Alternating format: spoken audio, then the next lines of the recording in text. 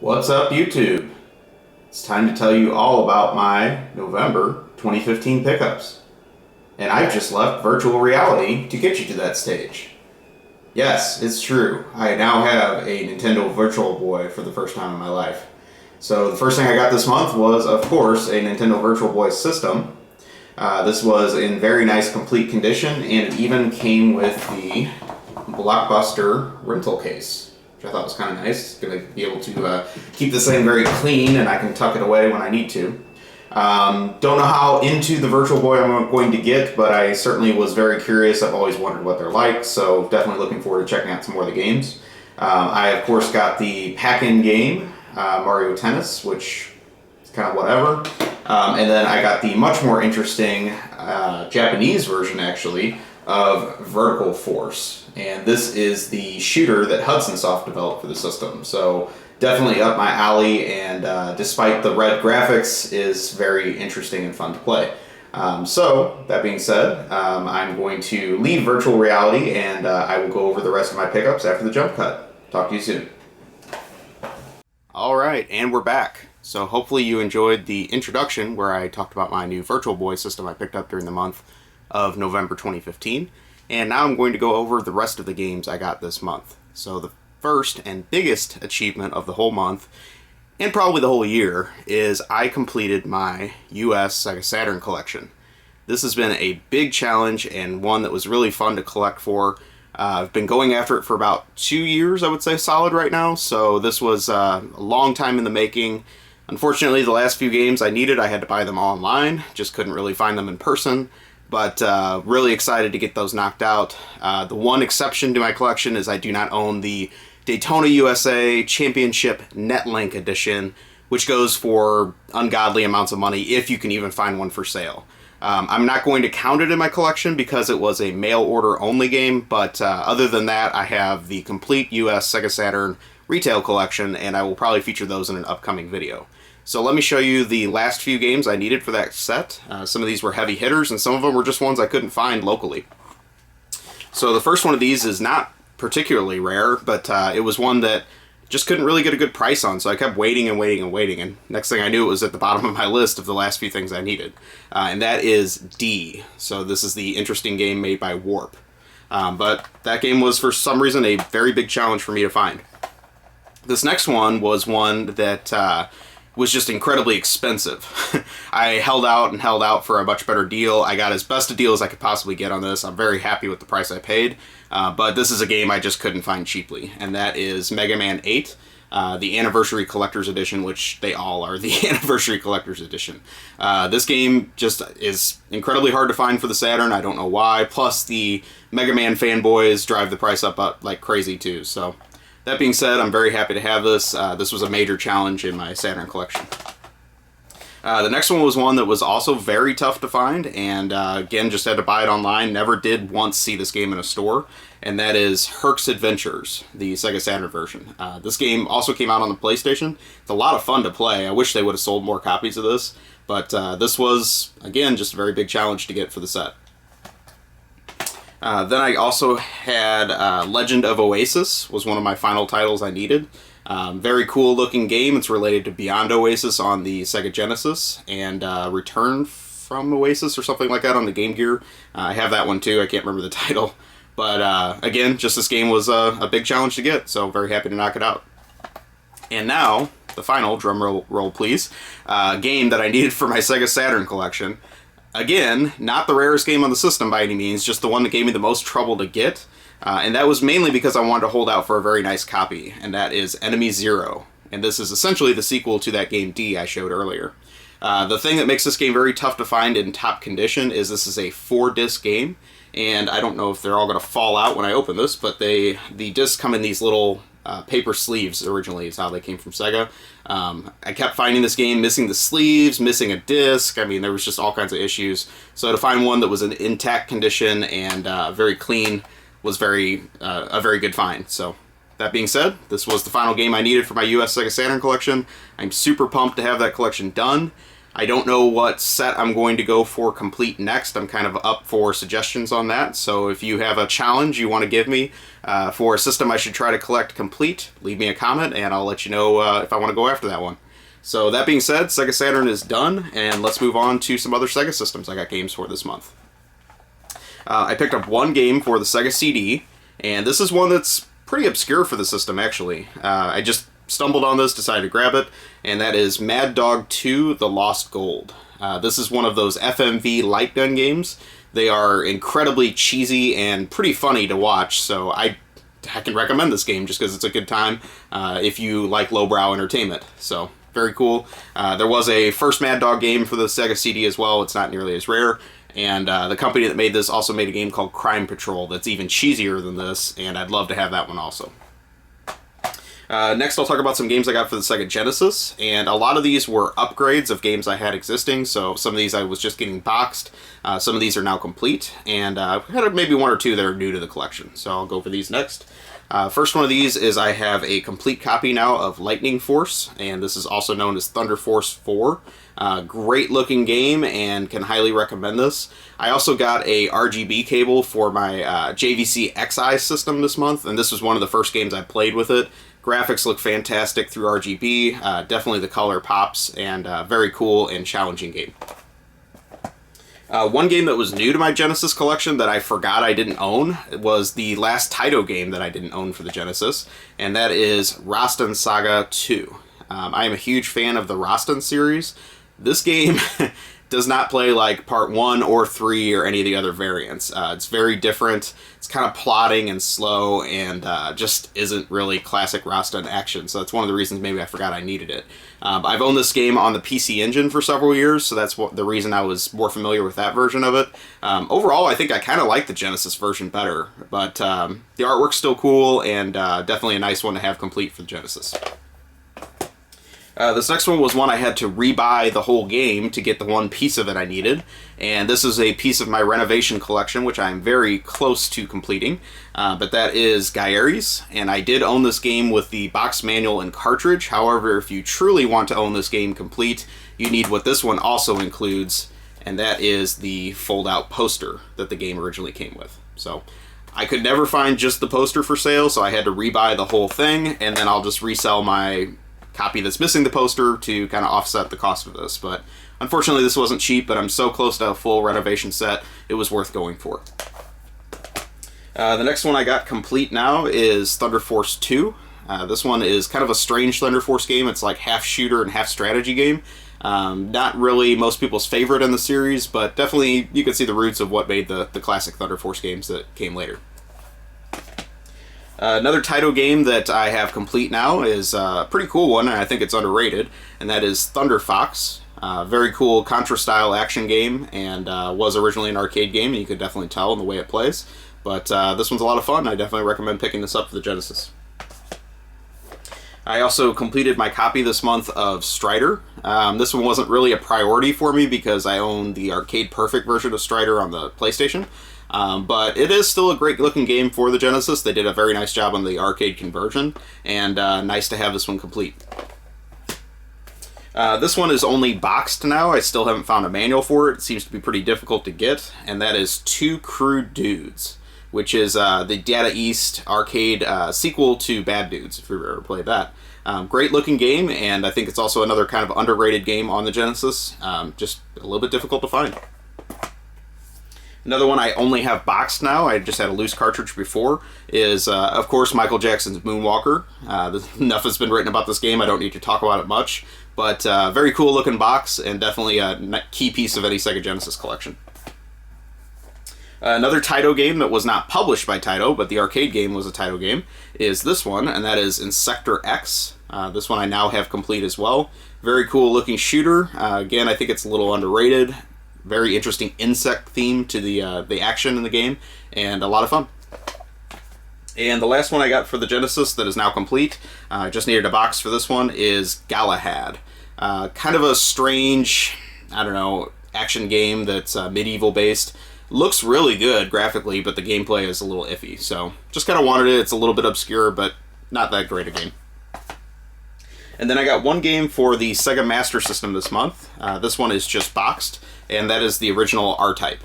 Definitely own this on other systems in better configurations, but just wanted to have it for the Master System collection. Alright, so that is everything I got for Sega systems this month. Let's move into some Sony systems. The first thing I'll talk about I got on this for Sony is another console, sort of, and that is I picked up a PlayStation TV this month. This was used, but it came with everything that originally did, so it has the PS3 controller, the Vita memory card, the PSTV unit, HDMI cables, power cables, and charge cables, and all that good stuff. A lot of stuff crammed into this little box. PlayStation TV, I'm a little bit mixed emotions about it. I was actually hoping it would have some of the nice apps that the PS3 has for it, so there is no dedicated YouTube app or Netflix app for the PS TV, unfortunately. You can still access YouTube through the browser function, but it's not quite the same quality. Overall, though, it's a nice little addition. I'm actually just keeping the PS TV in my bedroom, so it's just something else I have, an internet box I can hook to the TV while I'm in bed and watching TV. Kind of nice, but I can see why this thing kind of flopped a little bit. Unfortunately, it seems like Sony's pulled the plug on development, so it doesn't look like we'll get any later revisions to it that might fix some of those issues. As far as the gameplay function of it, that it can play certain PS Vita games, I haven't bought a Vita game yet to try with it, so that's certainly on my list of things to do for the coming month. But I'll let you know how that goes, but for now it's an interesting little piece of hardware, and unfortunately it didn't do so well, but I think it'll be a kind of a cool piece to talk about in the future. I got one game for the PSP this month, and that is Legend of Heroes 2, Prophecy of the Moonlight Witch. I have not played any of the Legacy of Heroes games, but I've certainly heard some good things, so hopefully I'll get a chance to check this out. Then I got some PS1 games this month. One of these was a rebuy. This was a big box game I've owned since I was a kid. Not since I was a kid, since it originally came out. And that was Ridge Racer, the original version of Ridge Racer. For some reason I sold this when I got some of the later variations, but I decided I wanted it back, and got a nice clean copy of that. Then I got a PlayStation import game next. This was one that has been on my radar for a while, and I got a very cheap price on this from Japan. And that is Poppin' Tanks. Believe it or not, this game was developed by Enix, and definitely not their normal style of game. It's a very cute tank action game, and very fun. I don't know, I think this game fell under the radar, but it's a good one, and I definitely recommend it now that you can get this game very cheap. My little secret for Japanese games is anytime you see Poppin' in the title, it's probably going to be a pretty fun, cute-looking game. So anytime I've bought a game that started with Poppin', it's usually been pretty good. A game that is not cutesy at all for the PS1 is this one, and that is Wu-Tang Shaolin Style. I have not played this yet, but I've certainly heard some things. Not a huge Wu-Tang fan, sorry to offend anyone that is, but definitely would be interested in seeing how this turned out. One of the big titles I got for PlayStation this month is one I've been looking for a long time, and this copy of this game was in mint condition. I don't even know if the person who originally bought it ever played it, but that is Mega Man Legends 2. Very happy to get that off my list. Still need a Tron Bon, of course, I think most people do, but this one I'm still also very happy to have. A game that I've passed over many times, and I just picked it up because it was developed by Sony, is this one, just Tiny Tank. Haven't played it yet. I doubt it's much like Poppin' Tanks at all, but definitely interested in, and hoping to check it out soon. One of the light gun games I always wanted for the PS1 is this one. This is the Lethal Enforcers 1 and 2 collection. Very cool early collection that's a little bit obscure, and it also supports the PS1 Justifier gun. So nice one to have there if you like light gun games. I've never played any of the games in this series. I got this very cheap, and this is the third, I believe, Spyro game for the PlayStation. This is Spyro Year of the Dragon. I don't know if I'll keep this or sell it, but got it so cheap I decided I might as well take a chance, and I'll see how this is. Then I got a couple of Street Fighter games for the PlayStation, and the thing that was interesting about these is these are both part of the Capcom Fighter's Edge sub-series that they put out on the PlayStation. This first one is actually very rare that it's the variation that goes in the Fighter's Edge series, and that is the original Street Fighter Alpha. This was first a big box game for the PlayStation, then I believe they made a jewel case version, and then much later they came out with this Fighter's Edge reprint of the game. And I'm actually thinking of collecting all the Fighter's Edge games since I have some of the really obscure ones, but this one I was very happy to find because you don't see this very often. The other one is also a Fighter's Edge series game, but this is the only version of this game we received, and that is Street Fighter Collection 2. There was a Street Fighter Collection 1, and it also came out on the Saturn. However, Part 2 only came out on the PlayStation. So, it has some nice reissues of some of the early Street Fighter games, and it's a cool pack. Alright, then I'll talk about some PS2 games I got this month. The first one of these is not really a big deal. You can get this game very cheap. This is Mobile Light Force 2, or I believe this is Cyveriar 2 in Japan. I've owned this game on the GameCube before, the Japanese version of it, and since the PlayStation 2 version is so cheap, I just decided to grab it. This next one I've heard some cool things about. I haven't had a chance to check it out yet, and that is Grimoire. Hopefully I'm saying that right. Very cool looking artwork on this one, and I believe it was a vanilla software game. So, looking forward to checking that out. Another one I've been wanting for a while is this one, Clock Tower 3. Still looking for Clock Tower 1 and 2 on PS1, but this one, it's a little easier to find, and I think it's still pretty good. Then I got another vanilla software game, I believe, and that is Odin Sphere. Nice first press version of this game. Been wanting this one for a while. And then the biggest title I got for the PS2 is one I've been looking for a long time. I just never seemed to get a good deal on it. Paid a little bit extra for this one because it was so clean, but that's okay. I'm just happy to get it off my list, and that is Haunting Ground. Definitely looking forward to checking this out. Heard some great things about this game. Then I'll go over a few PS3 games I picked up. This one I have to give a shout out to Crack Lotus for tipping me off about. This is a very low print run, I would say, US version of a European developed game, and that is Teslagrad. It's very unusual. This doesn't appear in GameStop's website system. However, I actually found this at a GameStop store in used, quote, used condition, even though it seems brand new. Definitely I would recommend picking this up. I think it came out recently, but it flew way under the radar as far as US publishing. I know this game's very easy to get in Europe, but very cool looking 2D game. I'm looking forward to checking out. Then I got a few PS3 games at a pawn shop for like $2 each, so I couldn't turn these down. This is Yakuza 4. I've played several of the other Yakuza games. Didn't really get super into them, but for a couple bucks, I'll definitely give this one a chance.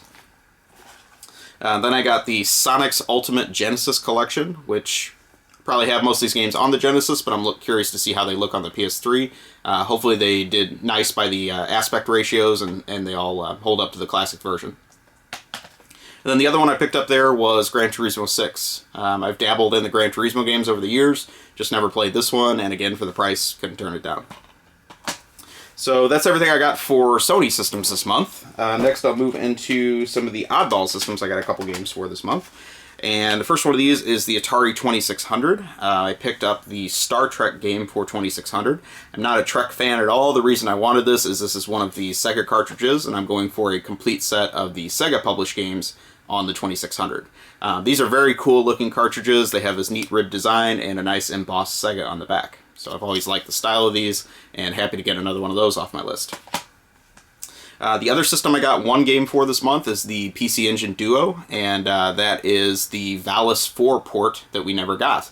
Valis 4 came out in kind of butchered version on Super Nintendo in the US, but we never got this on the Turbo. This series only went up to part 3 here, so definitely looking forward to checking this out. Hopefully the language barrier isn't too deep. I'm sure this will have some nice added video that the Super Nintendo version just can't handle. Alright, and then I got one game for the NES this month, and I'm going to rant a little bit about this game. This game is incredibly hard to find on the Famicom. It goes for an astronomical price.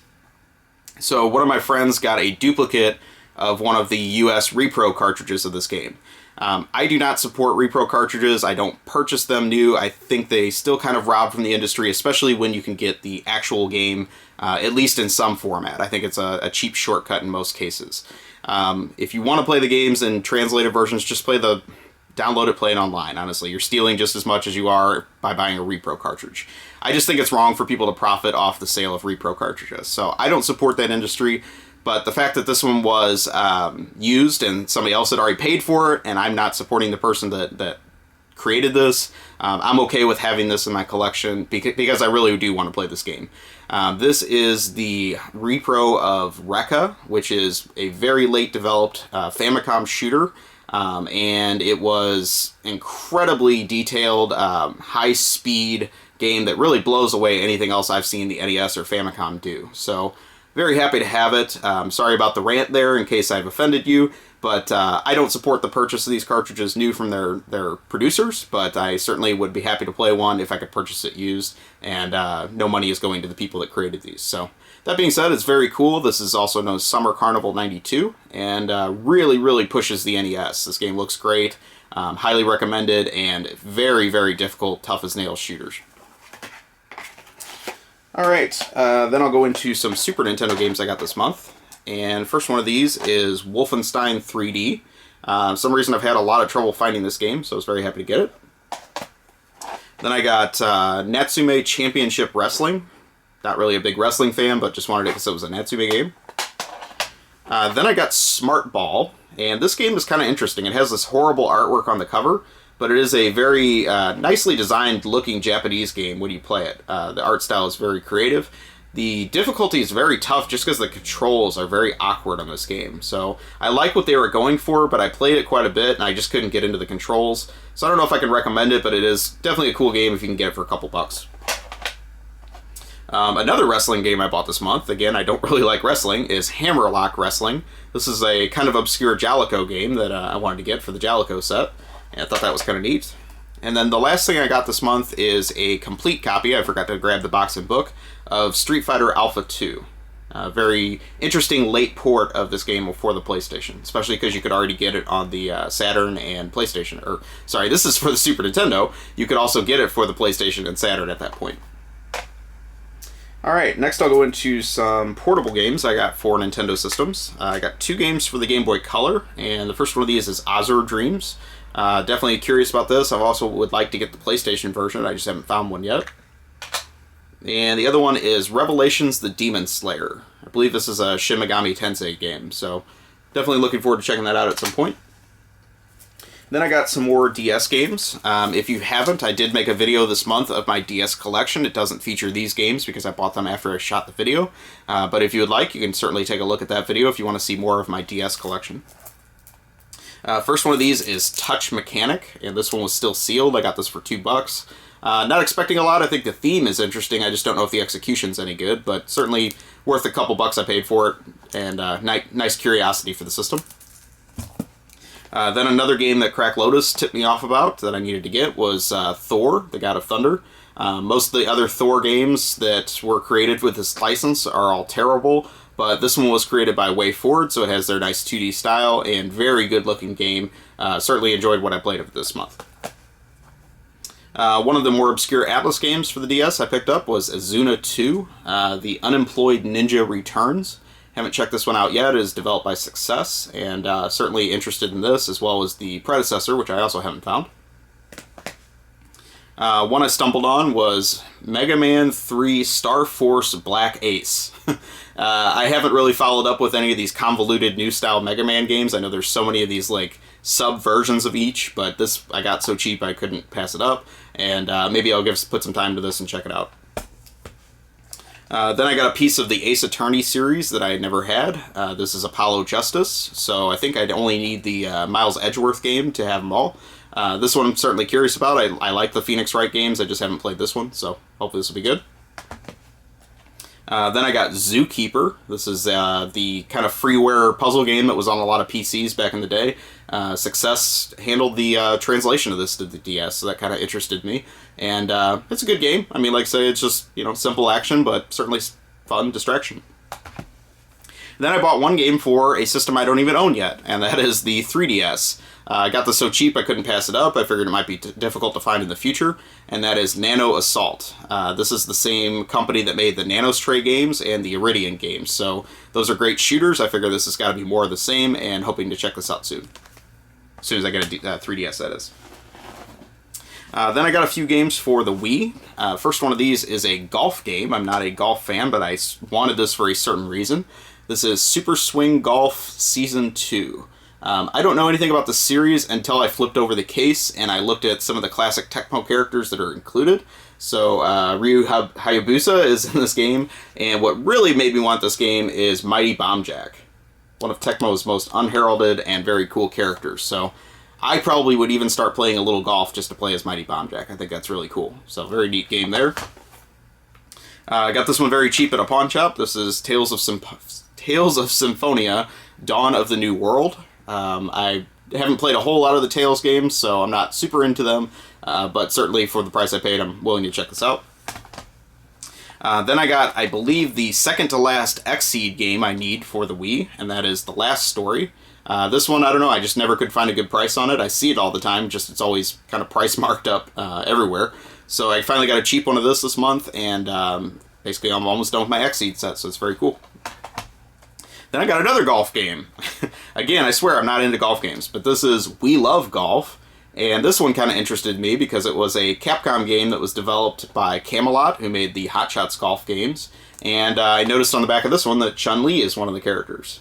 So I'm kind of a sucker for appearances by characters in games you wouldn't expect. But certainly an interesting one there. I don't think either of these golf games sold very much. I haven't seen either of these before I bought them. So just some curiosities there. Last thing I got for the Wii is one that I've kind of been looking for, and I just, again, couldn't find a good price on it until this month, and that is Captain America Super Soldier. So I'm sure the PS3 and Xbox 360 versions are better, but this one kind of interested me just because it seems like a little bit of an underdog for the Wii, and figured I'd check it out. So that does it for all my game pickups this month. I also have some manual and box pickups that I got over the last month, and I thought I'd show you those. First I'll go over the manuals. So first thing I got was Dragon Warrior 3 for the Game Boy Color. I have the game, I just didn't have a manual. And one I don't even have the game of yet, but I'd like to get, is Jet Grind Radio, the Game Boy Advance port of this game. Very unusual that this came out on the GBA. I got some Super Nintendo manuals. So first one of these is Wanderers from Ys 3. And also Earth Defense Force. Pretty cool shooter. And then I got one manual for the NES. Stumbled on a very cheap eBay auction on this and decided I had to have it. That is for the very cool NES game Shatterhand. So very nice stuff there. And then one of my local stores got a whole bunch of NES games in complete. I had all the cartridges, of course, and some of them I had manuals for, but these are all the boxes I didn't have in my collection. So I kept what I needed, I sold what I didn't. All of these boxes were new to my collection, and I'm very happy to have them. So the first one of these is for Life Force, very cool shooter by Konami. Next one is Impossible Mission 2. This is an unlicensed game. This was probably my favorite of all the boxes I got because I'd never seen this box in person before. And that is another unlicensed game. This is Shockwave. Not a very good game, but cool looking box. Then I got Stealth ATF. Legacy of the Wizard. Rescue the Embassy Mission. Infiltrator. Xerxes. Very cool Hudson game. Very difficult, though. Tiger Heli. Air Fortress. Very underrated game by HAL Labs. Wheel of Fortune. Time Lord. Airwolf. And Star Voyager. This is actually a variant box because it has the gray. They also made this game in a box, a black box as well. So that pretty much does it for the month. I was very happy to get a bunch more NES boxes for the collection, and hopefully you enjoyed this video. Please take a moment, like, comment, subscribe, let me know what you think, and I will talk to you soon. Have a great day or night, wherever you are.